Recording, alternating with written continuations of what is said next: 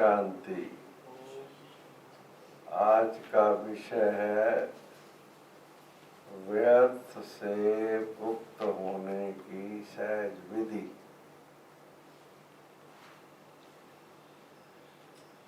व्यर्थ एक छोटा सा शब्द है, व्यर्थ,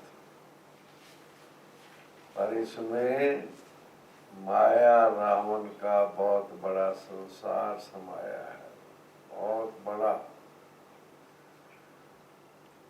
व्यर्थ सोच, व्यर्थ बोल, व्यर्थ कर्म।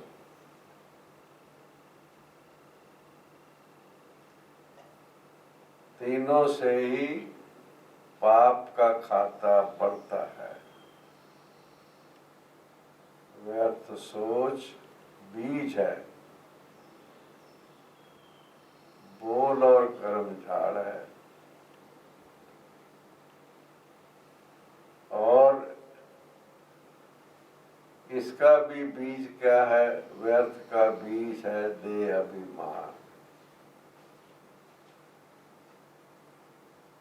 और क्या कहेंगे? इसका आधार है आत्म विस्मृति, अपने स्वरूप की विस्मृति, जिसे ये व्यर्थ पैदा होता है। और जब द्वापर युग आरंभ होता है खास तौर पर, तब आप देखेंगे कि जब आत्मा अपनी प्रारब्ध पूरी करके सतयुग त्रेता में द्वापर में प्रवेश करती है, पुनर्जन्म लेती है, तो आत्मा कमजोर हो जाती है, उसकी पवित्रता की शक्ति कम हो जाती है। पवित्रता की शक्ति कम हो जाने से फिर उसमें ये जो कुवृत्तियां हैं, विकार हैं, जिसे हम कहते हैं, ये धीरे धीरे प्रवेश करने लगते हैं। जब उसे अपनी पहचान खत्म हो जाती है और अपने आप को देह यही समझने लग जाते हैं, सब कुछ यही है, तो उसे ये जितनी छोटी छोटी चीजें पैदा हो जाती है, विषय विकार, और उससे उसकी सोच में परिवर्तन आने लगता है। सोच का आधार मन और बुद्धि है, आप सब जानते हैं, मन और बुद्धि। तो उसमें परिवर्तन आता है कमजोरी के कारण, और जब उसमें परिवर्तन आता है तो वो समर्थ सोच व्यर्थ में बदलने लगती है। और उसके अंदर आप देखेंगे जब उसका सोच बदलती है तो वचन और कर्म भी बदलने लगते हैं, आप देखेंगे। जैसे सोच बदलेगी तो आप देखेंगे कि जो उसका बोल है उसके अंदर भी वो जो चीज मधुरता है, सच्चाई है, नम्रता है, ये बोल में फर्क आने लगता है। और उसके बोल के अंदर फिर आप सब जानते हैं कि कैसा बोल होने लगता है। वही बोल जो मधुर था, वो बोल के अंदर कड़वाहट पैदा हो जाती है, क्रोध का संस्कार जिसे हम कहते हैं, वो प्रवेश करता है। और कर्म में झूठ और ठगी, हेरा फेरी, ये सब चीजें कर्म में आने लगती है। तो जब पवित्रता की सोच की जगह पर उसके अंदर अपवित्रता के संस्कार, विकारों के संस्कार बढ़ने लगते हैं, तब आप देखिए कि उसका अंदर संकल्पों में भी, उसके विचारों में भी आप देखेंगे डाउटफुल नेचर जिसे कहते हैं, ईर्ष्या, द्वेष, वैमनस्य, बदले की भावना, क्या क्या चीजें आप देखो, कितना बड़ा विस्तार है। रावण का विस्तार बहुत बड़ा है ये। तो इसका आरंभ द्वापर से होता है और धीरे धीरे ये बढ़ता है। व्यर्थ जो है काफी बढ़ जाता है, और इस व्यर्थ का के कारण कितना कष्ट होता है, तकलीफ होती है। पाप मूल अभिमान है, कहते हैं। अभिमान के कारण पाप बढ़ता है। दया धर्म का मूल है, पाप मूल अभिमान, कहते हैं। तो जब धर्म में न पवित्रता का धर्म धीरे धीरे खत्म होने लगता है, तो ये चीजें जो है विकार है, अभिमान है, ये चीजें बढ़ने लगती है। तो जब ऐसा संसार बन जाता है, व्यर्थ का संसार, रावण का संसार जिसे कहो, इसके अंदर क्या चीजें हैं? अल्पकाल की सुख शांति, क्षण भंगुर सुख जिसे हम कहते हैं, क्षण भर मनी मटीरियल, इसका आकर्षण बढ़ने लगता है।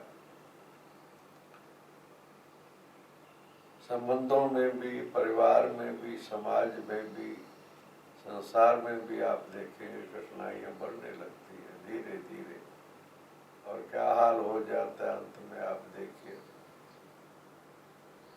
तो ऐसे समय में ये जो व्यर्थ है, अब ये बहुत बड़ा लगता है। नजर तो ऐसे आता है जैसे अंधकार। अब देखिए, जब सूर्य अस्त होता है और उसके बाद जो रोशनी है धीरे धीरे कम होने लगती है, आधे घंटे के बाद आप देखेंगे चारों तरफ अंधकार। अंधकार कितना बड़ा है। सूर्य अस्त हुआ और अंधकार कितना बड़ा नजर आता है, वो कितना बड़ा नजर आता है, आप देखिए। और सूर्य उदय हुआ, अंधकार कहाँ चला गया। बस अंधकार को खत्म करते वाली शक्ति कौन सी है? जो अंधकार को समाप्त कर देती है, वो है प्रकाश। आप अपने छोटे से घर में रहते, आप देखिए, जिस घर में आप रहते हैं थोड़ा अंधेरा होता है, आप क्या करते हैं?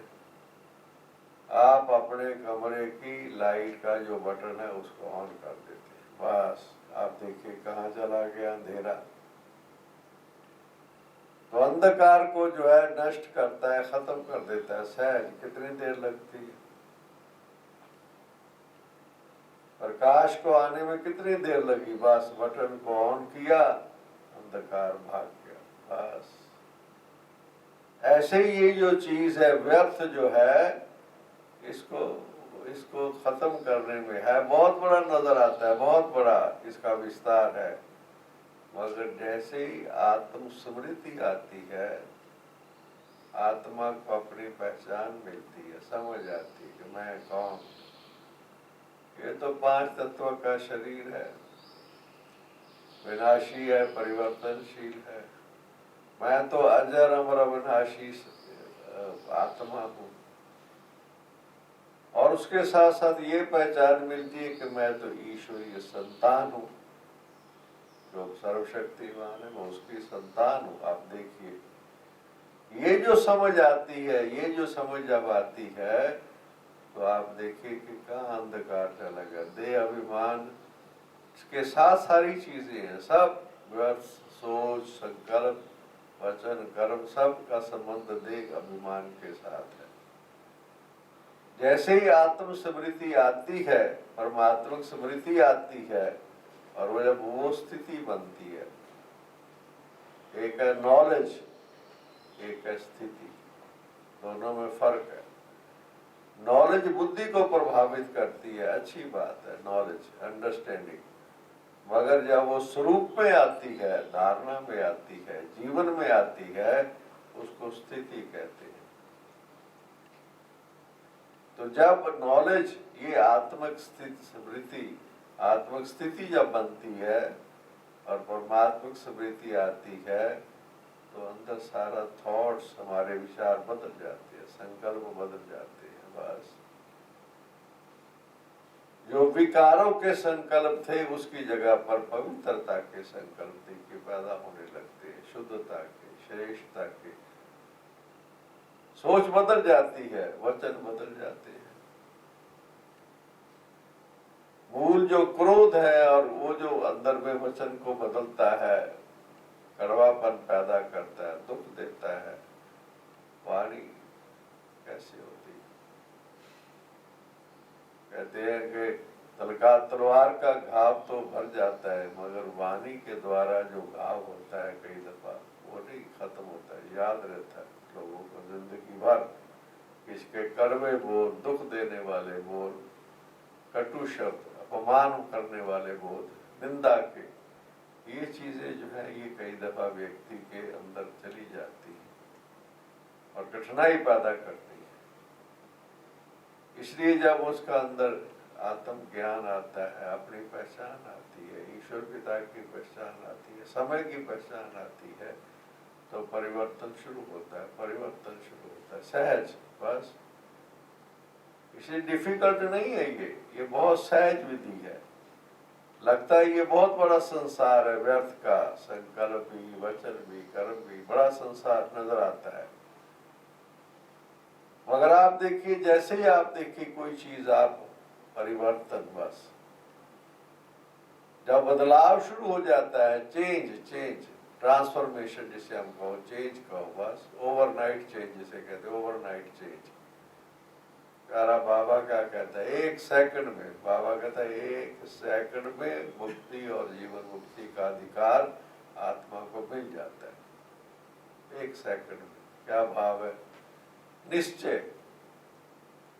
जब ये मुझे निश्चय हो जाता है कि ये तो 5 तत्वों का शरीर है, ये क्या, ये तो विनाशी परिवर्तनशील है, बस मैं कौन हूं, अपनी सही पहचान मिल जाने से एकदम,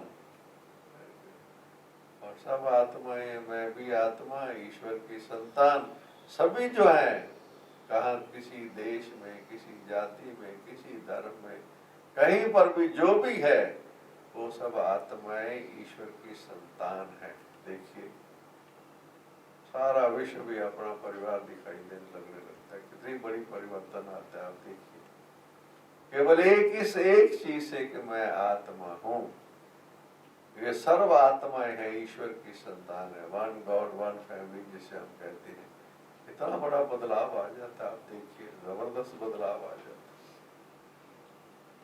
है कितना सहज। बस ईश्वर पिता ने आकर के बस जब ये पहचान दी कि आप कौन है। हमारी जान की दादी सारे विश्व में जब जाया करती थी, क्या कहती थी? मैं कौन, मेरा कौन। बस देखिए आप, जबरदस्त ये चीज है कि अपने आप की पहचान आ जाना, और मैं ईश्वरी संतान हूँ, मेरा आदि स्वरूप देवी देवता था मैं, और फिर से बनने जा रहा हूँ। तो सारा वचन कर्म सब बदल जाता है, सब बदल जाता है। जो पाप का खाता बन रहा था, झूठ, ठगी, हेरा फेरी, सब खत्म। लक्ष्य क्या रह जाता है? ब्राह्मण सो फरिश्ता सो देवता, बस अब तो वापस जाना है। तो इसलिए कितना जबरदस्त परिवर्तन होता है। सहज विधि है, सहज युक्ति। व्यर्थ को समाप्त करने की सहज युक्ति क्या है? मैं आत्मा हूँ, बस अपनी सही पहचान आ गई, व्यर्थ खत्म हो गया, समर्थ शुरू हो गया। ये समर्थ है कि मैं आत्मा ईश्वर की संतान हूँ। ये समर्थ संकल्प है, समर्थ संकल्प। और ये समर्थ संकल्प ही फिर समर्थ बोल पैदा करता है, और समर्थ कर्म श्रेष्ठ कर्म होता है, अपना भाग्य बनता है। फिर जब हम ये पहचान दूसरों को देने लग जाते हैं, दूसरों का भाग्य बदलने लग जाता है। आप देखिए हमारी वाणी में कितना जबरदस्त परिवर्तन आ जाता है। स्वयं ईश्वर पिता के जो महावाक्य है, वही हमारी मन बुद्धि में रहते हैं, वाणी में रहते हैं। बस बाकी तो काम की छोटी मोटी आवश्यक जिसे हम कहते हैं वो अलग चीज है। व्यर्थ समाप्त हो जाता है, किसी की निंदा, ईर्ष्या, द्वेष, नीचे गिराने की भावना, क्या क्या देखिए विस्तार है, बहुत बड़ा व्यर्थ का विस्तार है, सब समाप्त हो जाता है बस। क्योंकि जब ये समझ आती कि ये तो पाप का खाता है, इसने तो नीचे गिराया। जब हमें ये बीज का पता लग जाता है, बीज है ये, इसी के कारण ही आत्मा सतो प्रधान से तमो प्रधान बनी है। जब ये समझ आ जाती है, आप देखिए तो सारा ही संसार बदलने शुरू हो जाता है। मनसा वाचा कर्मणा जिसे हम कहते हैं, सब में परिवर्तन आ जाता है बस।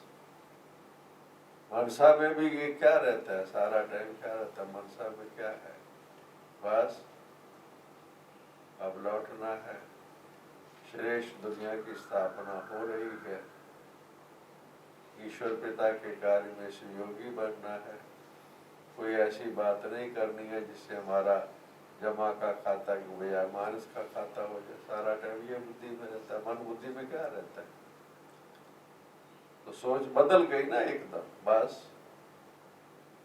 सारे गुण और शक्तियां इमर्ज होने लगती है अपने आप, आत्मा में गुण और शक्तियां फिर से आने लगती है, समाने की शक्ति, समेटने की शक्ति, आप देखो सारी शक्ति, सारे गुण और शक्ति जो है वो फिर से इमर्ज होने लगते हैं। जो हमारा आदि अनादि स्वरूप है वो फिर से प्रत्यक्ष सामने आने नजर आने लगता है, जैसे अंधकार खत्म हो गया बस। जैसे सुबह के समय पर सूर्य उदय होते ही कितना टाइम लगता है, अंधकार को जाने में कितना टाइम लगता है, बस अंधकार खत्म हो गया बस। ज्ञान सूर्य उदय हुआ, अंधकार विनाश, बस। तो ये है जैसे कि व्यर्थ को समाप्त करने की सहज युक्ति, कि अपने आप को जानना, ईश्वर पिता को पहचानना और उसके अंदर स्थित हो जाना, बस मेन बात ही है, समझना और स्वरूप बनना जिसे हम कहते हैं, स्वरूप बनना। स्वरूप में जब वो चीज आ जाती है तो सारा टाइम समर्थ हो जाता है बस। संकल्प भी समर्थ, वचन भी समर्थ और कर्म भी समर्थ होने लगता है। व्यर्थ जो है, समर्थ जो है व्यर्थ को समाप्त कर देता अपने आप। समर्थ स्वरूप बनो, व्यर्थ खत्म हो गया बस। क्या और क्या चीज है, कितनी सही युक्ति है। हम इन व्यर्थ को भगाने में नहीं टाइम वेस्ट करते हैं अपने। हम आज बोल को बदलें, आज मीठा बोल बोलना है, आज कड़वा नहीं बोलना है, मैंने झूठ नहीं बोलना है, मैंने ये नहीं करना है, ये नहीं करना है, ये नहीं करना है, इसमें नहीं जाते हैं। ये भी एक संसार है, नहीं हमें इनमें जाना ही नहीं है। हमें क्या करना है, बस हमें सारा टाइम करने में लग गया बस।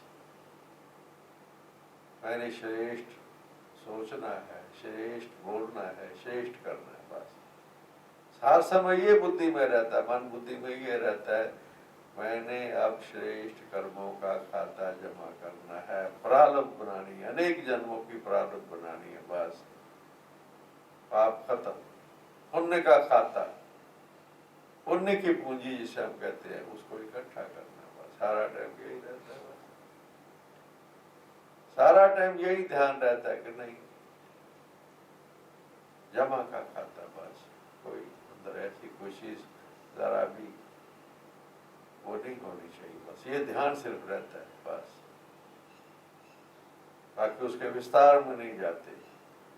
विस्तार में जाते हैं कि अपने जमा का खाता कैसे हो। मन बुद्धि में अगर हम मन बुद्धि को श्रेष्ठ में लगाएंगे, श्रेष्ठ संकल्प में लगाएंगे, तो मन बुद्धि कितनी दिव्य हो जाएगी, पवित्रता की शक्ति बढ़ने लग जाती है। जैसे ही श्रेष्ठ चिंतन होता है, पवित्रता की शक्ति बढ़ती है, दिव्य गुणों की धारणा बढ़ती है श्रेष्ठ चिंतन से। श्रेष्ठ चिंतन क्या है कि मैं सारा दिन ये तो नहीं बैठ के करता रहूंगा कि मैं आत्मा हूँ, मैं आत्मा हूँ, शिव बाबा, नहीं।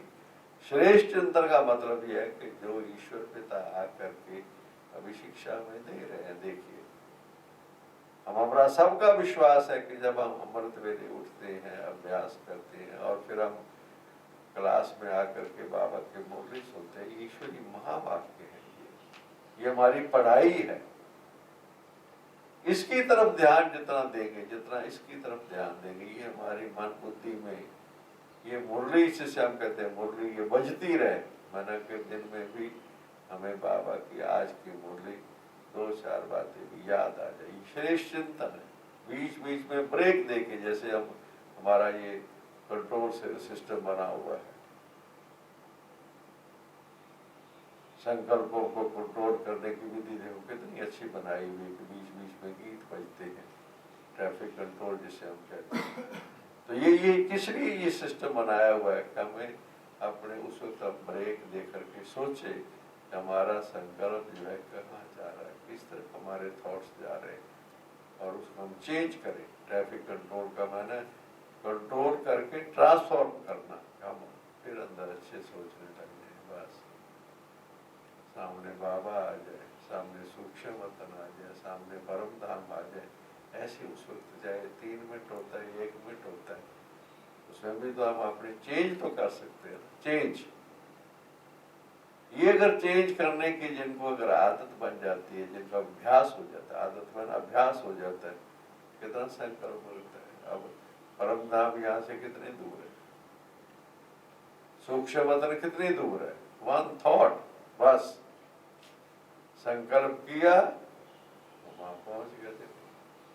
सारे विश्व में भी आप संकल्प करो, आप पहुंच सकते, कहीं भी पहुंच सकते हो। जिन्होंने अमेरिका का कोई जगह पर गए हुए हैं, देखा हुआ है, अब यहाँ आके संकल्प करो, आपके सामने वो इमर्ज हो जाएगा। देखो सामने आ जाता है, कितनी देर लगती, 1 थॉट।